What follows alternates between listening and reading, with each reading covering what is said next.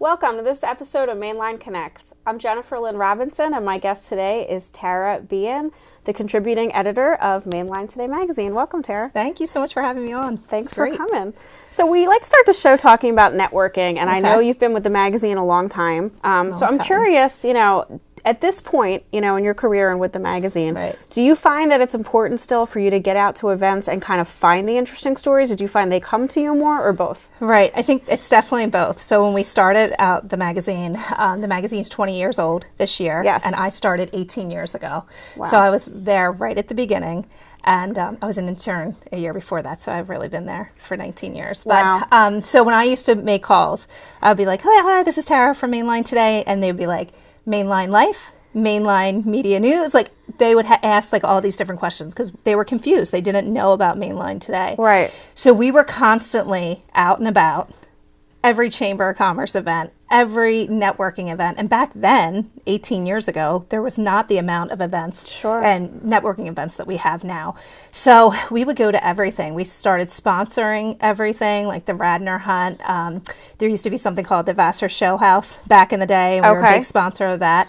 We just got our name out there because we were trying to really promote the brand and let people know that Mainline Today was the magazine that they should be reading every month. So not a lot has changed in those 18 years. I was going to say, yeah. Of course, I don't have to explain myself anymore and really tell people about Mainline Today, because especially in our community and Chester County, where we reach out to, people know about us. Yeah. But it's still so important for us to be out there and talking to our readers and supporting our advertisers. So in that respect, not a lot has changed. We could be out every night. I feel like as a day. magazine, you are out every day and every night. I mean, maybe not you per se, but somebody from the magazine seems to be everywhere. Right. That's what it is. I mean, it's a whole, we have a team. So our editorial team is on the smaller side. We have 4 people, but we have a whole advertising side and our marketing side. And we really do have people out. I mean, we go to events daily. Yeah. There's always something going on. And if we're not there, somebody else is going to be there. Somebody else is there, yeah. I mean, it's so rare. We want to make sure we're there. Absolutely. And I think that's important. I mean, as far as competing with other magazines and other avenues, and, like you said, I mean, for your advertisers and things like that, I'm sure it helps with continuity of having them renew with the magazine, that you're out, supporting their endeavors and events and promoting them and things like that. Right. And it's been great, too. I mean, like, over the 18 years, there's been a lot more PR people that help us out and things like that. And, social media has made it so much easier for people just to fire off an email and say, hey, you should know about this person, you should do this story, or how come you're not covering this? Rather than the good old-fashioned way when they used to have to write a letter into the editor. Yeah. So. But when you started, it wasn't more of that? Was it more of writing a letter in? Yeah, I don't want to date myself, but it was 18 years ago. Yeah, I mean, our first email account was MLTTara at AOL.com. So, I mean, you know how far. So that goes far back. Yeah. So it's totally different now. It's a whole different world. And you're right. Social media has been, a big impact in just the community in general. Right. Probably in some positive ways and some negative ways. I know that a big issue that's come up is always, how relevant is print? Clearly, you guys have made it to a 20th anniversary, which most magazines don't do, and you're still super successful. Right. So how do you feel like you guys at the magazine have been able to kind of navigate that landscape of, people are on, online blogs, and there's a lot more digital content, and still Mainline Today is super relevant as a print magazine? Right. What a lot of people don't know is that we have a publishing house behind us. So I'll make it short, but we're owned by a company called Today Media, and Today Media owns Delaware Today magazine, which is a city and regional publication just like Mainline Today that covers the entire state of Delaware. Okay. He also owns a magazine at Hudson Valley, New York, and Westchester County, New York. Westchester County, New York is very much like the Mainline, very affluent readership. So basically, we sort of follow that mold that they have. I mean, city and regional magazines are across the country. We're part of an association called the City and Regional Magazine Association, and there's over 100 titles in that association. And they're all very similar to Mainline Today. They're all covering lifestyle, food, restaurants, shopping. So we just stay in our lane. We do things. We know what we're doing. We're doing it the best that we can, and we really try to make it a magazine that people look forward to getting in their mailbox. You know, I always look forward to getting it. So that's just, it sounds simple, but that's what we're doing. And yes, social media has totally changed things for us. But we're just sticking to what we know. Yeah. And doing it well. So I mean, one thing that's been a little out of the box for you guys in a very positive way is this 20th, anniversary issue. Right. Which we'll show everybody. Yeah. Because you guys decided, instead of kind of showing viewers, this is our course over the last 20 years. These are some feature stories. You decided to feature 20 people that are giving back on the main line, and you had a beautiful event that I attended. Recognizing them. So tell me how that came about. Well, the 20th anniversary was coming up, and it was very exciting. I mean, 20 is a big deal. We celebrated our 10th in a very big way, and we hoped we would get to 20. And so probably 2 years ago, J.B. Braun, our publisher, sort of got a little committee together at the magazine.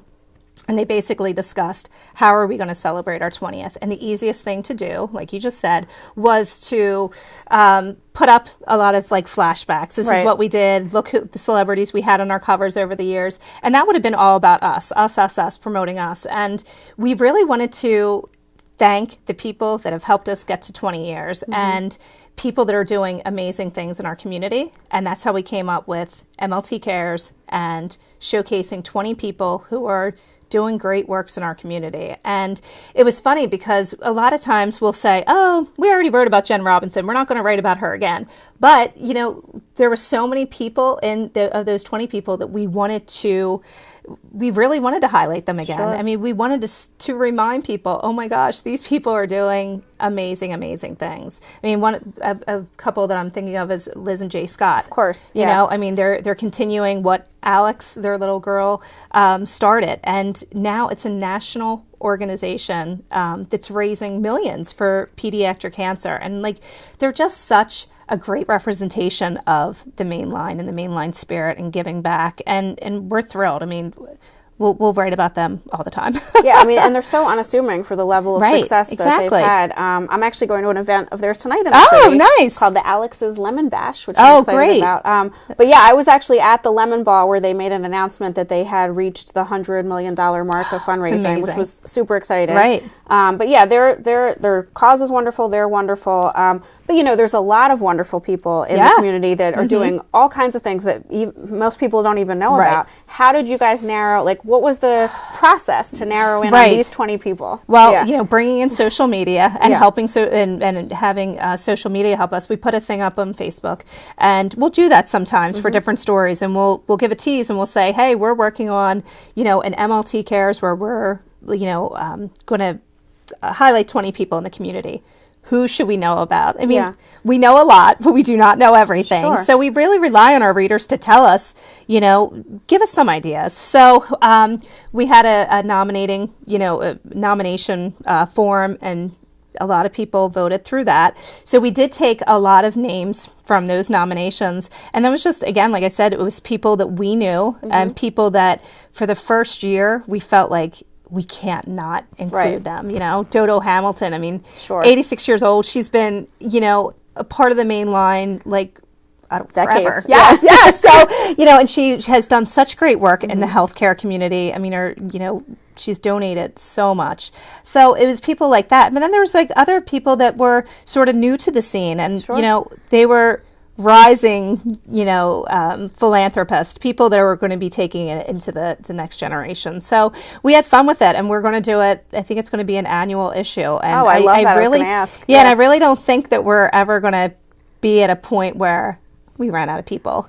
I mean, there's always going to be, someone that's doing something great that we can highlight. So it's exciting. And one of the things I remember from the event, I believe the company was Brinker Simpson, and was it Bob Simpson who spoke at the event? Oh, right, okay. And they're an accounting firm, right? Right. I loved it that the person who spoke and kind of introduced everything was from a business that really made community and giving back part of their business model. Right. I was really inspired by his talk. I think what he said was they either get 1 or 2 personal days that they have to use towards volunteering. Service. So I mean, I think that's amazing. I mean, I think, for a company to give back, I mean, time is the greatest thing that you can give. So that, you know, that company is willing to do that. I thought that was great. Yeah, and I think, you know, it goes a long way for businesses, and some are starting to realize it more than others, about the way that their employees feel valued and, you know, happy in the workplace, and how they retain people. Giving back is such a great way to do that. And also like a team building aspect, like volunteering for something together. You know? Yeah, so I love that.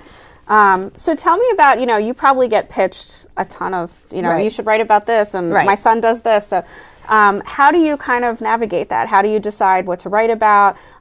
Maybe even how do you politely decline? You know, if somebody is approaching you personally and says, you have to write about my daughter, she has this new business, she's doing this, and you realize it's not the right fit or they're not the right time, how do you handle that? Yeah, I mean, it's hard because, you know, everyone thinks they have a great story, and you sort of just have to like tread lightly. You always say, you know what, that is a great idea.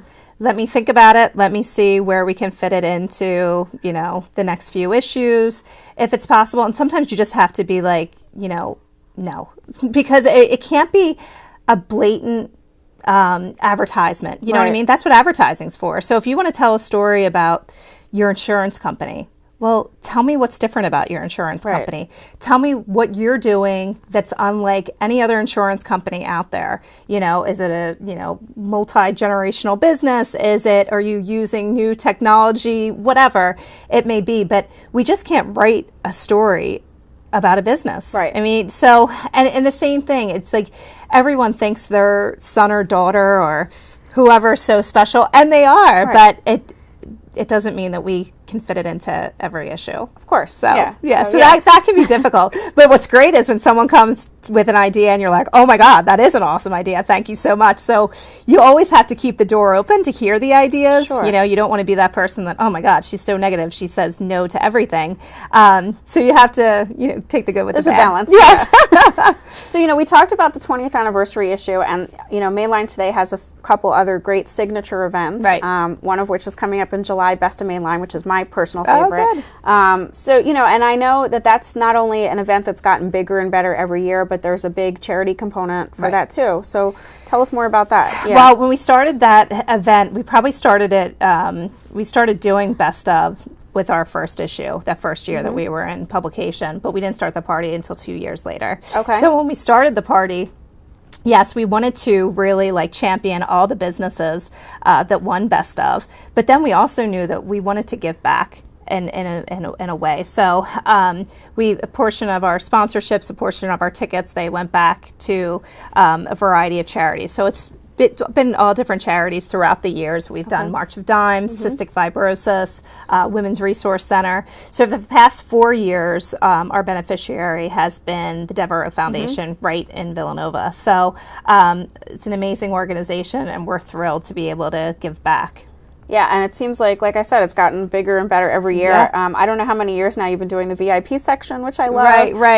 You know, because honestly, even for somebody like me that goes to a ton of events and loves to network, that room can get very overwhelming. There's so much going on, and there's so many people. And personally, I think it's a great idea to pay a little more and have that kind of VIP retreat where you can go during the event and kind of just chill out for a little bit. And then come back. Because you're right, because the band's going, and like, you know, there's so many things going on. So it is nice to be able to just chill for a minute, you know, and then get back out there and eat and drink and dance. And then usually there's a couple kind of highlighted bites that are in that VIP area that aren't in the main room that you get to feel special, that you get to try. And there's a bar there, so it's very easy. There's no lines. You can go right up to the bar, get a drink. So yes, it's been very popular. I love it. I can't wait. So good. Yeah, and then another one I know you have in the fall is the Mainline Food and Wine event. Yes, we have an event in September, and it's the Mainline Food and Wine Festival, and it's sort of similar to Best of. It's sort of like there's vendors and they're giving away samples of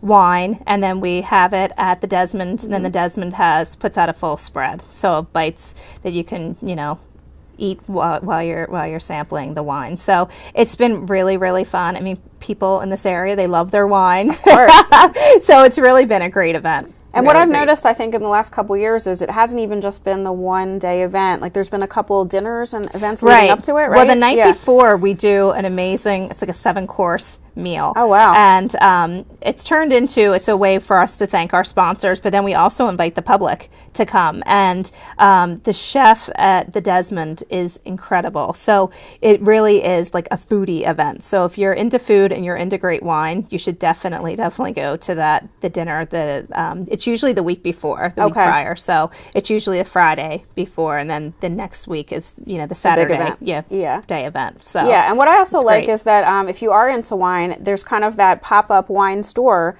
at the Desmond where you can see what kind of wine you like and then actually go purchase it right there. Yeah, so, definitely. A lot of times you have a great wine somewhere and then you go home and you think, what was that? I don't remember what it is. And we see people like taking photos of the wine labels, and then they'll go back to that little shop and be like, I love this one. If they don't have that exact one, which they usually do, they'll be like, oh, well, if you love that, you should try that. Yeah, I love that. Yeah, so then another one, that's will come up in the fall is the Women on the Move. Right. And that highlights, is it 20 power women? Yes, we do 20 women. Yeah. So that probably started, oh my gosh, probably like 7 or 8 years ago. I'm so bad. All the years just flew together. But we started that because we get so many pitches from men about men. Okay. Men love to pitch themselves. So whatever. Men pitching themselves, not other men. Men pitch themselves, men pitch other men. And we just find that not a lot of women pitch themselves. Like they don't take the time to say, hey, look at me, look what I'm doing.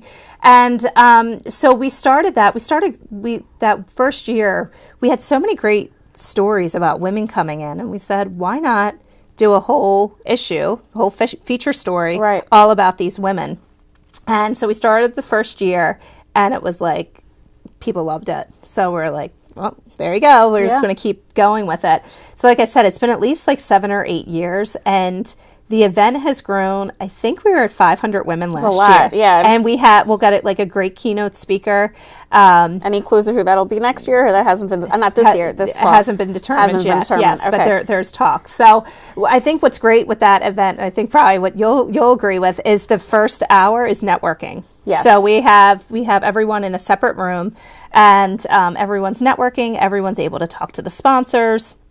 So it's really like a great way just to mingle before. Sometimes you go into those events and there's not any time for networking, and you're going right in, you're sitting down, salad's being served and the speaker's starting, and you're like, oh, I didn't even get to talk to someone. So it's great that we had that first hour, and then we go in and we have our lunch and the keynote, and then there's also time afterwards for networking too. Absolutely, yeah. And I since I teach networking essentially, a lot of times when there is that networking time at the beginning of an event, people will miss it for a variety of reasons. They don't leave enough time. They schedule a client right before it, or they hate networking and they purposely miss the open networking and then come to sit down with the meal. And I always say it's doing such a disservice because, you're taking the time, you're spending your money to come to the event. The open networking is really the place to be. Like once you sit down, it's great. There's a few people I'm sure you can get to know at your table, but there's also a formal program going on, and it's a lot harder to interact. Exactly. And the fact that you guys offer that much time and that so many people come, and it's always a fun time to kind of rekindle relationships and conversations with old friends and meet new friends and take pictures, and it's a great time. And what's fun too is, like, I always love it because people will be like, I saw this woman in the magazine, I'd love to meet her. And the 20 honorees are usually all in attendance, and it's just great. So I can say, oh sure, let me make an introduction. You can talk to that person. So we cover a variety of industries. So we have people from the healthcare industry, education, a lot of entrepreneurs. So that's one of my favorite stories to write, because I have the opportunity to talk to. Usually, I split it with my associate editor too. So I usually get to talk to 10 women and hear their story. And when you go in and you start interviewing them, probably you would say the same thing. You think that the story is going to go one way, and then they say something and you're like, I had no idea. And it's really interesting. It's one of my favorite things. Yeah. So, I want to definitely touch more on the idea, how you said this started because men were kind of nominating themselves or writing about themselves. What do you think it is about kind of women in general where we don't want to showcase kind of ourselves or promote ourselves? I thought about that. I think it's just the fact that we're always just going. Yeah. And I think, I don't know about you, but I start every day with sort of a to-do list. And I'm a big you just have to get through that list. And how many times do you write I'm going to, call someone and tell them about what I'm doing. It just doesn't make happen. The list. Yeah. Right. So you're going from, home responsibility to work, back to home responsibility, maybe getting some sleep and starting all again the next day. What I have seen, and I said in the beginning, was there's a lot more PR professionals out there now, and I do see a lot of women entrepreneurs hiring someone. Absolutely. And and it's sort of like, I won't do it, but I'll pay you to do it for me. And I think that's, I would totally say to do that. Yeah, I mean, especially if you're the kind of person that maybe isn't a strong self-promoter, it's probably a really good idea, right? Mm-hmm, definitely. Because especially when these new businesses open on the main line and everyone's, how come you didn't write about this person? How about you didn't write about this person? And I said, sometimes it'll say, I simply did not know that the place was open. So I think the best thing to do if you're starting a new business, hire a great photographer, have them come out, have them take great headshots of you, great shots of your business, and really just get the word out there. It's really just emailing or Facebook messaging and just reaching out and saying, hey, we're here, give us a look. Yeah, and I think you brought up a really good point about the professional photography. Even if you're not in a position maybe to hire a professional PR yet, on a one-time basis, even if you hire an expensive, great photographer, it is so worthwhile, especially if you have a retail location or a product like jewelry or food or something. It is not the same to take pictures on your iPhone. Right, plus the number one thing I'll say to someone, I'm like, I love that story. Do you have any art to go with it? Or do you have a headshot? Yeah, or a headshot. Yeah, and a great visual goes such a long way. So it's so important. Yeah, I think when people are starting out their businesses, sometimes they don't see the value in that. In light of the fact that they have so many expenses that they're starting out with. Well, it'd be nice to have professional photography, but I'm doing XYZ with the business, and it needs to go this direction. But that really can go a long way, especially getting your own PR and media and things like that. And whether you're trying to get into a magazine or you're trying to get into a blog, I mean, your text is going to get lost, but if there's a visual with it, people are like, "Ooh, look at that! I want to read more about that." Absolutely, so, I mean, that's why I don't know the exact percentages, but I know on social media, the percentage of things that get read that have a picture is astronomical next to the ones that don't have a picture. So, so there's always that to consider as well. Yeah, definitely. So I know that you touched a little upon, you said how you love working on the Women on the Move interviews. Do you have, in addition to that, is there sort of a story over the years that stands out to you as something that was, really special or meaningful or a favorite? Yeah, I mean, I thought about that. They sort of all just blur together. I mean, there's different stories that I've loved for different reasons. I do a lot of profile stories. So one profile story that just sort of sticks out in my head is Todd Carmichael from Gladwin, owner of La Colombe. And I interviewed him when he was doing his trek across Antarctica. And he had such crazy, he goes on these extreme adventures. And, when I was talking to him, he just acted, no big deal. Isn't everyone doing things like that? No. People are not stopping their lives and trekking across Antarctica for, 40 days. So, I mean, that was a really fun story because it was, I think it was the first time that he really stopped and really thought about what he was doing. And, so that was a fun story just to sort of dig a little deeper into what was going on, in his head. Another one I thought, Kelly Corrigan, she's a writer from Radnor. She now is out in California. She wrote a book called The Middle Place. Oh, I've heard of it. Amazing book. And I was so excited when I was able to interview her. I had a little fangirl moment in the beginning. I'm like, before we start our interview, I just have to tell you, I love your book. And so that was fun. And I think about when I first started and one of my first interviews was with Jim Gardner on Channel 6. Who I love, Right, and it's you grow up watching action news and the music and all that stuff. And, when I was able to go in there and talk to him, it was just really fun. So they're the kind of stories. But, it doesn't matter if I'm interviewing a boutique owner or a celebrity, in the area. It's a privilege and an honor to go out and have people invite you in and take time to sit with you and Yeah, it's so wonderful job that you have. Yeah, it's fun. Yeah. So, since you mentioned Todd Carmichael, I did want to tell our viewers, I'm a member of an organization in the city called Center City Proprietors Association. It's the acronym is CCPA. Oh, cool. And they do this great series called Lunch with the City Leaders. And one of the ones coming up is with Todd Carmichael. Oh, so, wow. if you're interested, you can find out more online. I think that'll be great. I've never seen him speak. Oh, great. So, yeah, he's amazing. Yeah, I'm excited about that. And I love their coffee. Yeah, there you go. Nice.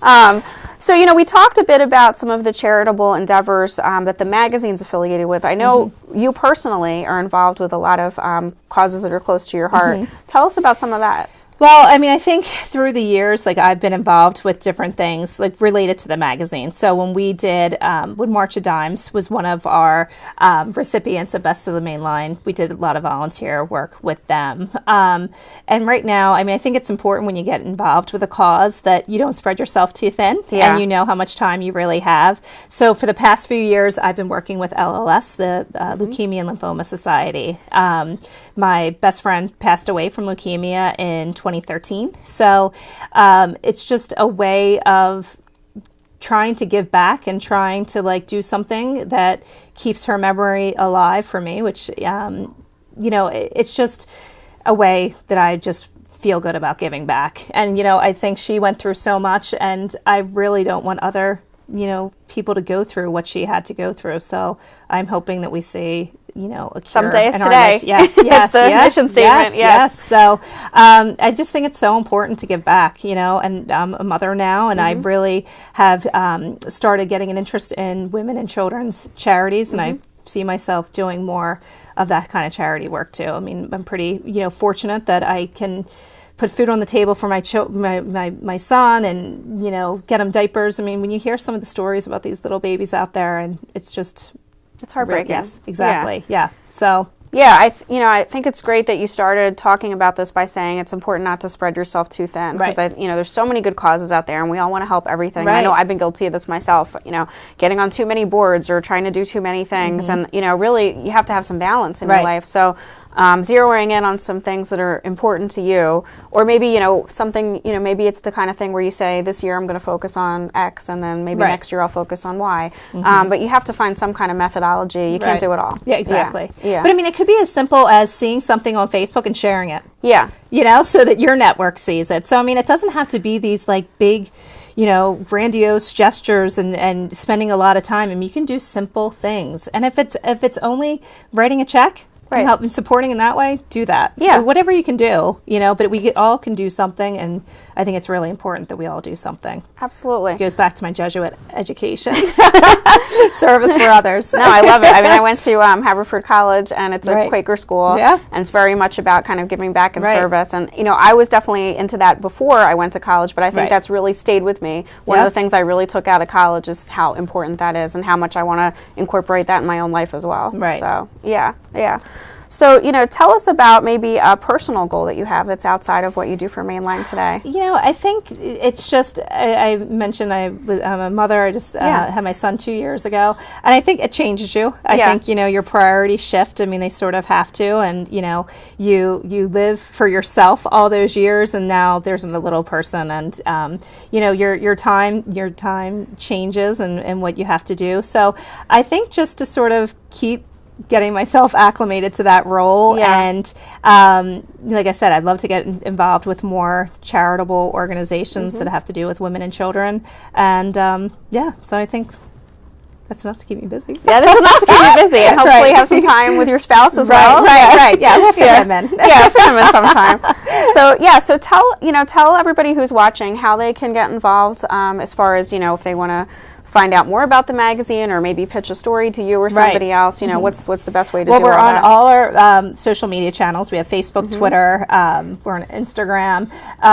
Best thing is our website. We have, everyone thinks it's just the magazine that comes out every month, but we have a lot of web exclusives. I've noticed that. On mainlinetoday.com. So it's always great to, pop on there. And we have everything on there, from web exclusives to restaurant listings to sort of snippets from some of our larger service piece stories. We do a great BYOB issue in February. So all that information is listed on the website. And then if you go into Connect with Us, you can see email addresses for the editor or publisher. So it's great. Great. And, you know, I think I might have done the Connect with Us because I get these emails. I don't know how often they come. It seems like fairly often with, you know, this is a new restaurant opening or this is an event you should know about. So I love that. Yeah, that's what we have, newsletters that go out weekly. So we have like a to-do calendar like for the week that goes out, and then we also have one of restaurants, because that's like the number one thing that people want to know about. Where can we go eat, and then tell us what to do. And I think, you know,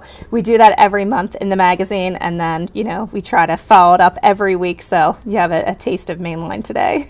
Wonderful. Well, thank you so much for being here. Thank you so much for having me. I really appreciate you doing this, and thank you guys so much for watching. We'll see you next time.